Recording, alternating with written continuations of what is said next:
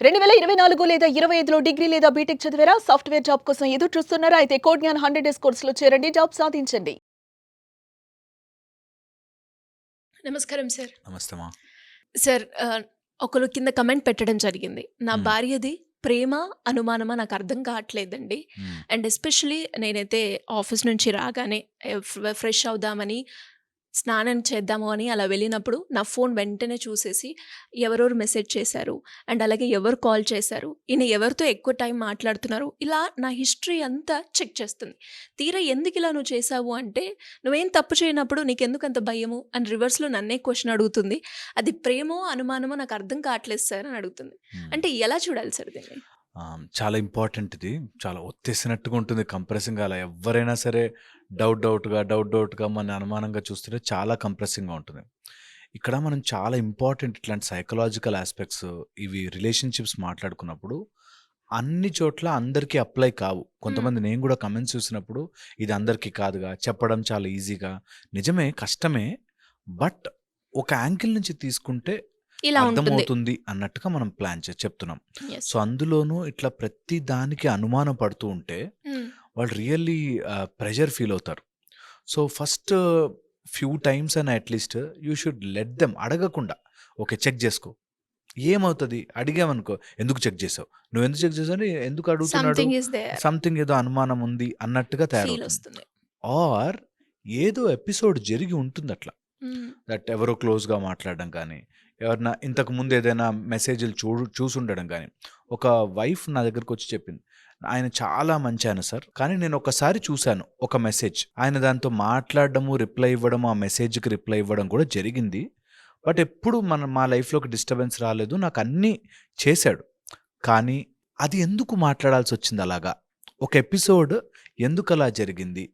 అది పోనీ పెళ్ళికి ముందు అని అనుకుంటే వేరు కానీ, ఇప్పుడు జరిగింది నేను తట్టుకోలేకపోతున్నాను అనేది ఒక వైఫ్ యొక్క వాదన. సో, నిజంగా కూడా ఎవరికైనా అట్లాంటి ఎపిసోడ్ జరిగితే చాలా అనుమానంగా ఉంటుంది. హ్మ్. So, break that. ఎవరైనా ఇప్పుడు మనకు మెసేజ్ చేసిన ఆయన కూడా ఒకవేళ నిజంగా ఆమెకు అట్లాంటి డౌట్ ఉంటే కొన్ని రోజులు let her see.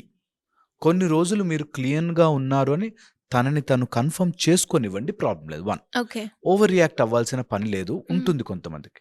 Second is possessiveness. ఈ పొసెసివ్‌నెస్ అనేది ఒక స్టేజ్ దాటిపోయి వెళ్ళిపోయాక ఇట్లా మారుతుంది. అంటే నా నా నా నాకు ఇచ్చిన ఇంపార్టెన్స్ ఇంకెవ్వరికి ఇవ్వకూడదు. నేను ఒక మనిషిని ఇంకొకరితో అసలు ఇమాజిన్ చేసుకోలేను. వాళ్ళ దగ్గరికెళ్ళిపోతారా, మాట్లాడతారా అనేది ఇదొక్కటే. పొసెసివ్‌నెస్ చేయి దాటుతుంది. థర్డ్, వీళ్ళ సర్కిల్‌లో ఎవరో ఇలా చెప్తారు. ఓకే. ఈ సర్కిల్ ఎలా ఉంటుంది? ఫ్రెండ్స్ వాళ్ళో వీళ్ళో ఒక నలుగురు నేను ఇట్లాగే మా ఆయన ఫోన్ గూడా చెక్ జేయను. మా ఆయన ఎక్కడికెళ్తున్నాడో అడగను. సో, అందుకనే ఆయన బయట ఎవరితోనో రిలేషన్‌షిప్ పెట్టుకున్నాడు అనేదొకటొచ్చాక వీళ్ళకి అనుమానం స్టార్ట్ అవుతుంది. మనం అప్పుడప్పుడు చెక్ జేయాలి. లేకపోతే మనం గ్రిప్‌లో పెట్టుకోవాలంటే కొంచెం అలా అనుమానంగా చూడాలి, అడగాలి. ఈ టైప్‌లో సొసైటల్ ప్రెషర్స్ వల్ల ఆర్ తెలుసుకుని పక్కన వాడితో ఎవరితోనో రిలేషన్‌లో తెలుసుకుని అది ఇబ్బంది పడతారు. సో, అందుకని అట్లా ఎవరన్నా వీళ్ళకి ఫీడింగ్ ఇస్తున్నారా అన్నది గూడా తెలుసుకోవాలి. దాని తర్వాత ఎప్పుడైనా ఇట్లాంటి ఎమోషనల్ డిస్టర్బెన్సెస్ వస్తే SIT with them and talk. హ్మ్. నిజంగా కూర్చోబెట్టి ఏమవుతుంది ప్రాబ్లమ్? ఏమయ్యుండొచ్చు? నేను ఏమైపోతాను? ఇక్కడి నుంచి ఏం చేస్తా ఎళ్లి? ఏం చేస్తే నీకు ఇబ్బందిగా ఉంటుంది? What is your imagination in your mind which is causing all this? నీ మైండ్‌లో నువ్వు ఏం ఊహించుకుని ఇలా బిహేవ్ చేస్తున్నావు అన్నది కంపల్సరీగా అడగాలి. మాట్లాడుకోవాలి, డిస్కస్ చేసుకోవాలి. ఎప్పుడైతే ఆ కమ్యూనికేషన్ గ్యాప్ వస్తుందో ఇట్లాంటివి ఎక్కువైపోతుంటాయి, పెద్దగా అవుతుంటాయి. దాని తర్వాత దే విల్ లింక్ ఇట్ తెలుసా? ఈరోజు ఫోన్ చూసారు, ఏదో మెసేజ్ డిలీటెడ్ ఉందనుకో, ఈ మెసేజ్ ఎందుకు డిలీట్ చేసావు? ఈ మెసేజ్‌లో ఏముంది? ఈ హ్మ్. టైప్‌లో క్వెషన్స్. చాలామందొస్తారు మా దగ్గరకొచ్చేవాళ్ళు కూడా. ఇంకా నేను ఓన్లీ కౌన్సెలింగ్ చేస్తూనే టాక్సే, ఎమోషనల్ థెరపీ, సైకియాట్రిక్ వార్డ్‌లోకెళ్ళిపోయిన వాళ్ళు, సైకియాట్రిక్ ప్రాబ్లమ్స్ వచ్చేసిన వాళ్ళు, డిప్రెషన్ వచ్చేసిన వాళ్ళు, ఎమోషనల్ డిస్‌ఫంక్షన్స్ అయిపోయిన వాళ్ళున్నారు. హ్మ్. వీళ్ళు ఒక ఎపిసోడ్ ఏదో ఉంటుంది. ఆ ఎపిసోడ్‌ని పట్టుకుని దానికే స్టిక్ అయిపోయి ఉంటారు. ఇది వాళ్ళకి ఎలా చెప్పాలంటే, నీ హెల్త్ పాడవుతుంది అన్నది ఒక ప్రొఫెషనల్‌తో చెప్పించగలగాలి. ఎందుకంటే ఈ అనుమానమొచ్చి they are not at rest. మీరు గమనించండి. మొత్తం మన స్పిరిచ్యువల్ ప్రాసెస్ అంతా గూడా హ్మ్. ప్రశాంతత కోసం. ఈ ప్రశాంతత అనుమానం అనే ఒకటొచ్చిన తర్వాత ఉండదు. మైండ్ అసలు పీస్‌ఫుల్‌గా ఉండదు. ఇప్పుడేం చేస్తున్నాడు? నాకు తెలియకుండా ఫోన్‌లో మాట్లాడేస్తున్నాడా? బయటికెళ్ళి ఇప్పుడే ఇలా లోపలికొచ్చాడు అప్పుడైనా మాట్లాడాడా? హ్మ్. ఈ టైప్‌లో అనుమానం వచ్చేస్తుంది. హ్మ్. ఓకే. సో, అందుకని అనుమానం వల్ల మన ఆరోగ్యం పాడవుతుంది గానీ, అవతల వ్యక్తిని మార్చలేము. నిజంగా నువ్వు అనుమానం పెట్టి, రెస్ట్రిక్ట్ పెట్టి అన్నిటిని హైడ్ చేసావనుకో, రేపొద్దున అవును అని తెలిస్తే ఏం చేయగలం? అందుకని ఆ ప్రెషర్ దాంట్లోకెళ్ళొద్దు. సో, ఏమన్నా ఉంది, నిజంగా ఏదైనా బయటపడింది, నిజంగా ఏదైనా తప్పని చేశాడు, you should be ready to face all that. హ్మ్. ఎప్పుడైనా సరే ఇది ధైర్యముగా ఫేస్ చేసుకునే సిచ్యువేషన్స్ కానీ, నేను అనుమానం చేశాను, మొగుడి మీద ప్రెషర్ పెట్టాను, సరే కొన్ని రోజులు మానేశాడు, కొన్ని రోజులు డిస్ట్రాక్ట్ అయిపోయాడు. మళ్ళీ వచ్చే ఛాన్స్ ఉంటుంది కదా! So, correct from there. నేను ఎలా ఉంటే మా ఆయన ఇంక బయట చూడాల్సిన అవసరం ఉండదు, ఆర్ ఇలాంటి పిచ్చి పని చేయాల్సిన అవసరం ఉండదు, ఆర్ అనుమానంగా ఎవరితోనో మాట్లాడాల్సిన కర్మ ఉండదు ఆయనకి అనేది ఒకటి.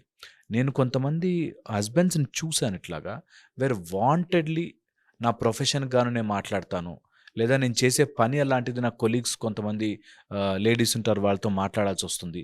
దీనికి ఎందుకు అంత సీన్ చేస్తావు అని ఫోన్ దాచిపెట్టేస్తాను. ఇంకా అది పైలప్ అయిపోతుంది. ఇంకా ఇంకా ఎక్కువైపోతుంది. ఒకవేళ వాళ్ళు ఫ్రాంక్‌గా తప్పు చేస్తే, ఇది రియల్‌గా మేక్స్ సెన్స్ దట్ ఆమె అంత బాధపడ్డము, ఆ లేడీ అంత అనుమానంగా చూడడము, ఇట్ మేక్స్ సెన్స్.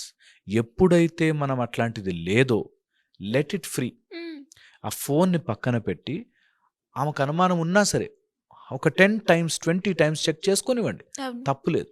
ఎప్పుడైతే ఆ స్పార్క్ ఆఫ్ నీకు ఎందుకు చెక్ చేస్తున్నావు, నన్ను అనుమానిస్తున్నావా అని వస్తుందో, దెన్ మీ మధ్యలో స్ప్లిట్ తయారవుతుంది. ఎప్పుడు కూడా వైఫ్ అండ్ హస్బెండ్ మధ్యలో స్ప్లిట్ రాకూడదు. హ్మ్. ఎప్పుడైనా స్ప్లిట్ వచ్చినట్టు అది పెద్దదే అవుతుంది. సో, అందుకని you have to become a team. And కలిసి కూర్చొని మాట్లాడి, దిస్ ఇస్ ద ప్రాబ్లమ్, ఇట్లా జరిగింది. అవును, ఒకళ్ళు ఎవరైనా అట్లా మెసేజ్ చేసుంటారు, that doesn't matter to me, నేను కరెక్ట్‌గా ఉంటాను అని. And it is a responsibility of the husband to prove it to wife. నిజంగా వైఫ్ అడిగితే హ్మ్. ప్రూవ్ చేయాల్సిందే. It's a responsibility. అంతే. నువ్వు బాధ్యత. నువ్వు బాధ్యత. నువ్వు ఒక నమ్మి నీ కోసం ఒక ఆవిడొచ్చి, హ్మ్. నీకు సర్వస్వం ఇచ్చి, నీతోనే ఉండి, నీ పిల్లలు కని, నీ బాధ్యతలు పంచుకునే దాంట్లో ఉంటే, హ్మ్. అలాంటి ఆమెకు అనుమానం వస్తే చెప్పాలి. ఎందుకలా బిహేవ్ తీర్చాలి. చేశావు? చెప్పు answer. It should be your responsibility. అరే! నేను చెప్తాను, నేను ఇలా అవుతుంది అని చెప్తాను అన్నది చాలా చాలా ముఖ్యమైన విషయం. సో, అందుకని చెప్పండి, తప్పే లేదు. భార్య అడిగితే నా భార్య నా మీద అనుమానపడుతుంది, అనుమానపక్షి అవసరం లే. అంత దాచిపెట్టుకునే పని ఏదైనా చేస్తున్నావు అంటే, అది దాచిపెట్టుకునే చీకటి పనే అవుతుంది. ఎంత చేసినా ఈమెకు అర్థం కాదండి, ఈమెను టార్చర్ భరించలేము, ఈమె ఇట్లా చేస్తుంది, అట్లా చేస్తుంది అంటారు. ఏది చేసినా she is your Lakshmidevi. She is your part. She is your half. You have to face it. అది ప్రతి మ్యారేజ్ అయిన ప్రతి భర్త భర్త తెలుసుకోవాలి. గుర్తుపెట్టుకోవాలి. దట్ నా వైఫ్ నన్ను అడగకపోతే ఎవరిని అడుగుతుంది? నీకు అనుమానం, నీ మీద అనుమానం వచ్చి పక్కింటోడిని అడిగితే బాధ. హ్మ్. నిన్నే ఎందుకు ఇట్లా చేస్తున్నావు అని అడిగే స్వేచ్ఛ నువ్వు ఇవ్వాలి. నీ ఫోన్లో నేనేమో చూశాను, ఏంటది అంటే, నా ఫోన్ చూస్తావా అని ఎగురుతున్నావు అంటే రాంగ్. ఏమవుతుంది? నా భార్య నా ఫోన్ చూస్తే ఏమవుతుంది? వి హవ్ సీన్ లైఫ్‌ని ఇన్నేళ్లుగా బ్రతుకుతున్నాము. నా భార్యకి నా మీద అనుమానం వస్తే నేను తీరుస్తా. హ్మ్. అవునా? అట్లనా? Come on, let's do it. And ఆ స్పేస్ కూడా వైఫ్ ఇవ్వగలగాలి. దట్ ఓకే, నిజంగా ఏదైనా తప్పు పని చేసేదుంటే, నా దగ్గర చెప్పుకోకుండా దాచిపెట్టుకునే చేసే పని, ఆ స్పేస్ నేను ఇచ్చాను అంటే, దాచిపెట్టుకునేలాగా బిహేవ్ చేసే ప్రెషర్ నేను పెట్టాను అంటే, నేను కూడా ఎక్కడో తప్పున్నాను అనే స్టెప్ బ్యాక్ కూడా వెయ్యాలి. హ్మ్. దట్ నేను ఒక మనిషి నాకు చెప్పుకోలేక దాచిపెట్టుకున్నాడు అనే అది గుణం. ఏ సందర్భాల్లో అవుతాయి సార్? చాలా సందర్భాలు అంటే ఎలా? తెలుసా? మనం ప్రెషర్ పెట్టి ప్రతి దానికి అనుమానం ఉంటే, ఇంకా మామూలు విషయాలు కూడా చెప్పరు. మామూలు విషయాలు కూడా చెప్పరు. నీకు చెప్తే ఏదైనా సింపుల్ విషయము, ఈరోజు ఇలా జరిగింది తెలుసా? ఎందుకు చేశారు మీరు అలాంటి పని? మనకెంతమంది ఎంతున్నారు తెలుసా? మన పరువేం కావాలని ఓవర్‌గా రియాక్ట్ అవుతున్నాను అనుకో ప్రతిదీ. ఏం చెప్పినా ఇంత రియాక్ట్ అవుతుంది. చెప్పను. నిజంగా ఇలా ఉన్నాయి అవును సిట్యుయేషన్స్. సార్. అవునవును. దట్ ఒక సైడ్ కాదు, ఒక సైడ్ బోత్ సైడ్స్. అవునవునవును. 2. టీమ్‌లో ఇద్దరు కూడా ఫాల్ట్ ఉంటుంది. సో, అందుకని యాక్చువల్‌గా కౌన్సెలింగ్ మేము చేసే దాంట్లో అదే ఇంపార్టెంట్. దట్ వద్దులమ్మా అట్లా ఉండదు. నువ్వు ప్రెషర్ పెట్టకూడదు. అలా నువ్వు ఇలా బిహేవ్ చేయకూడదు. ఇలా ఉండాలని ఎంత చెప్పినా వాళ్ళు ఒక మైండ్ సెట్‌లో ఉండిపోయి ఫిక్స్ అయిపోతారు. అండ్ మారడానికి ట్రై చేయరు. వాడిదే తప్పని ఒప్పించు. మా దగ్గరకొచ్చి నా భర్త తప్పని ఒప్పించు. ఆ భర్త వచ్చి మా భార్య తప్పని ఒప్పించు. ఆమె అన్నీ ప్రతి దానికి సీన్ చేస్తది సార్, ఏం చెప్పాలని. మీరన్నట్టుగానే సార్. అంటే ఎప్పుడు కూడా 2 వెర్షన్స్ ఉంటాయి. ఒకటే వెర్షన్ వల్ల మనకెప్పుడు గొడవ రాదు అని చెప్పారు. అంతే. అండ్ ఇప్పుడు కూడా మనం మాట్లాడుకునేటప్పుడు నాకు అర్థమైంది. భార్య చెప్పే స్కోప్ ఇవ్వనప్పుడు, ఒక ప్రెషర్ క్రియేట్ చేసినప్పుడే ఇలాంటివి హైడ్ చేసే అవకాశం ఉంటుంది అని.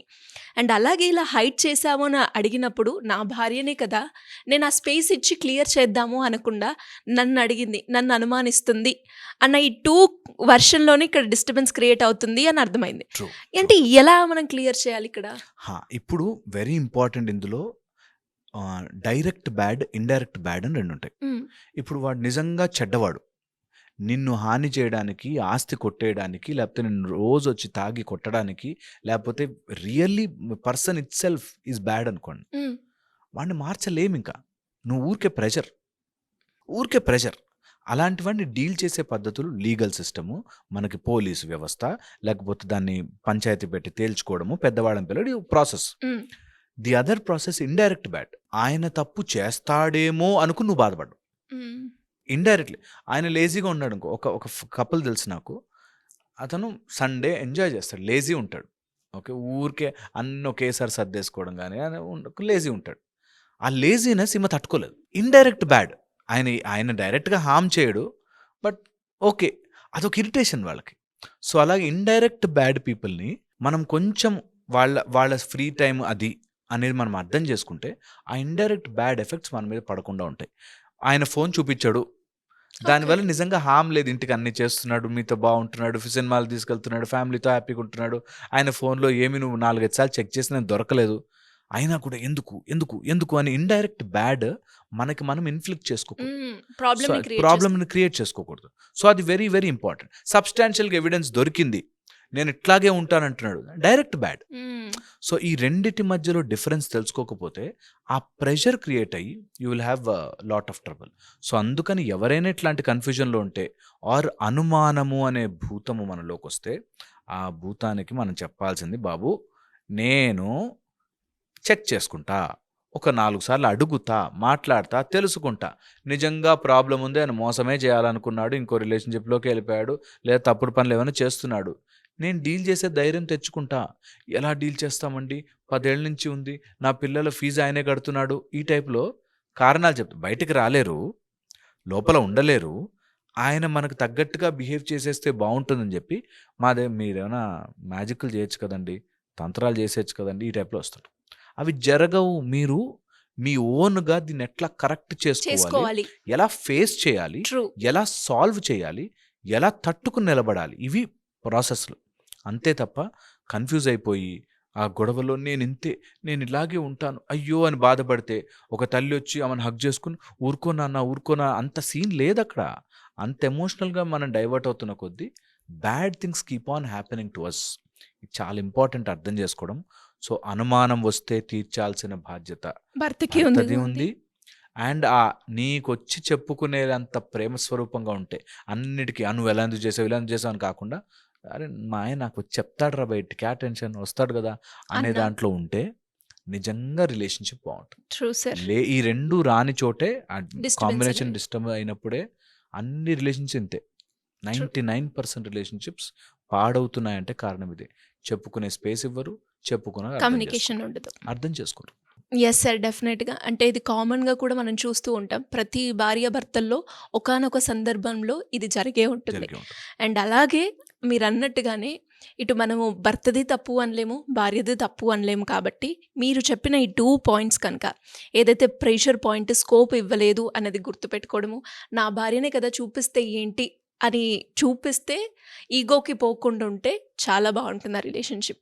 ఈ 2 పాయింట్స్ ఈ వీడియోలో మొత్తం గనక ఒక్కటికి 2 సార్లు కనుక ఆలోచిస్తే డెఫినెట్‌గా ఈ ప్రాబ్లమ్ నుంచి బయటపడే అవకాశం ఉంటుంది. యాహ్! అండ్ చాలామంది ఈ ప్రాబ్లమ్ గురించి సైకాలజిస్ట్‌ని కూడా కలవడం మనం చూస్తూ ఉన్నాం. యాహ్! ఇక్కడే ఈ వీడియోలోనే మీ అందరికీ కూడా ఒక మంచి క్లారిటీ వచ్చింది అని అనుకుంటున్నాను.